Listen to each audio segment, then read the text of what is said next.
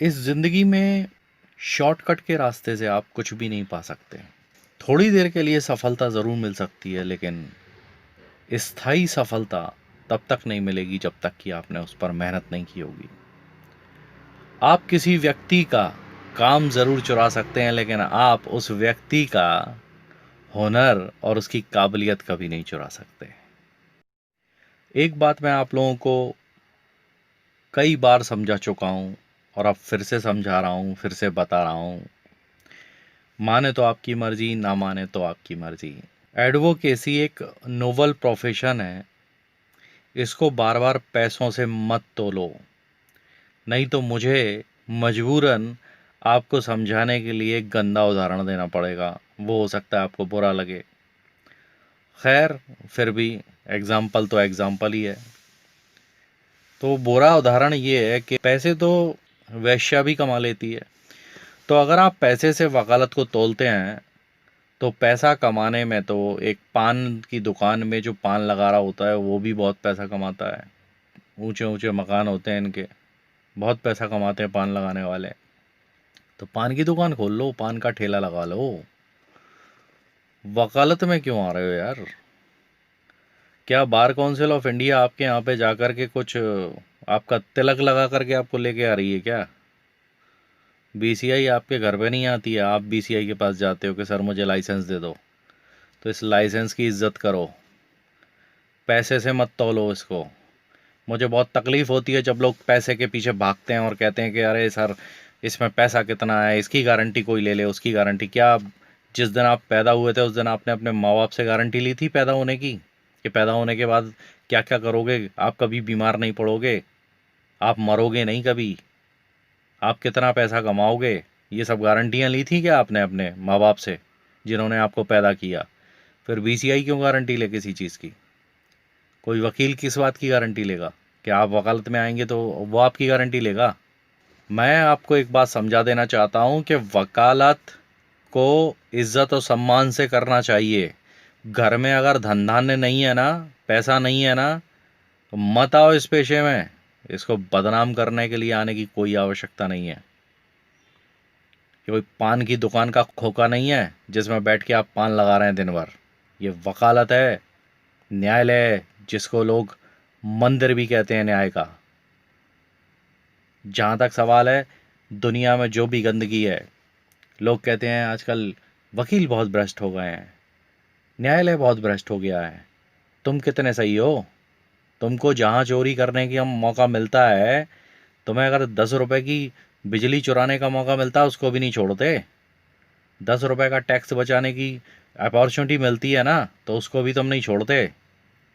अपने आप को देखो, अपने गिरेबान में झांको, उसके बाद दूसरे को देखो। वकील, पुलिस, सारा सिस्टम, सारे लोग, ये सब एक समाज से आते हैं।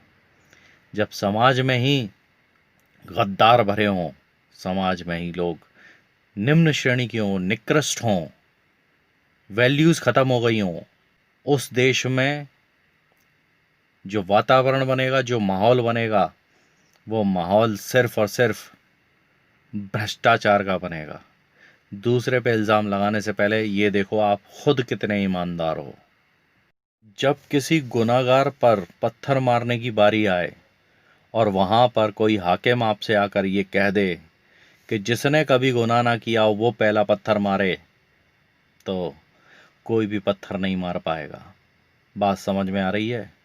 पहले खुद के गुनाहों को देखो, खुद की करतूतें देखो, उसके बाद दूसरों पर उंगली उठाओ। हमारे देश में भ्रष्टाचार कौन नहीं करता?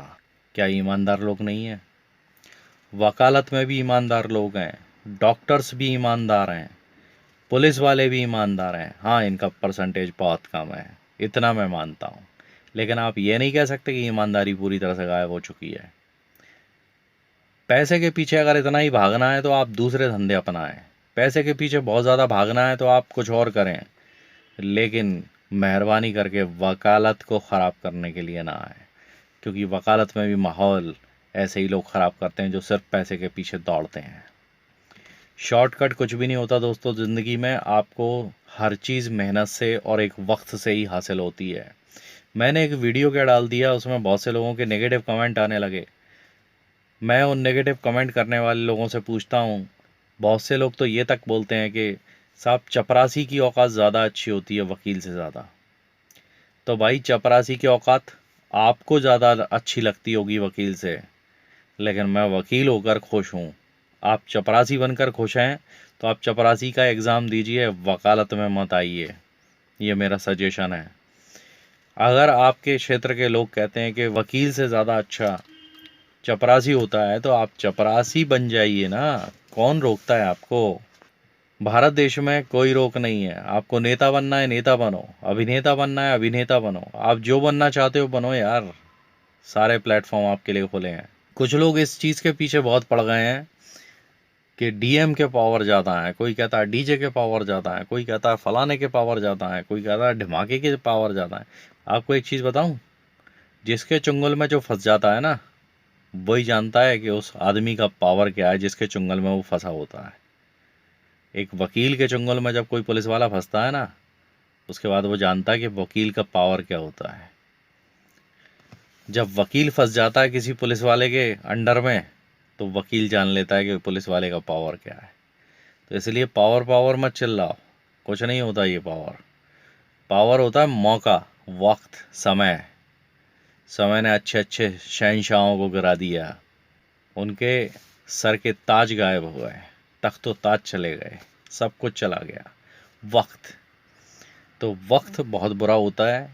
वक्त कभी किसी के लिए ना तो रुकता है, और ना वक्त से पहले किसी को कुछ मिलता है और ना मिलेगा।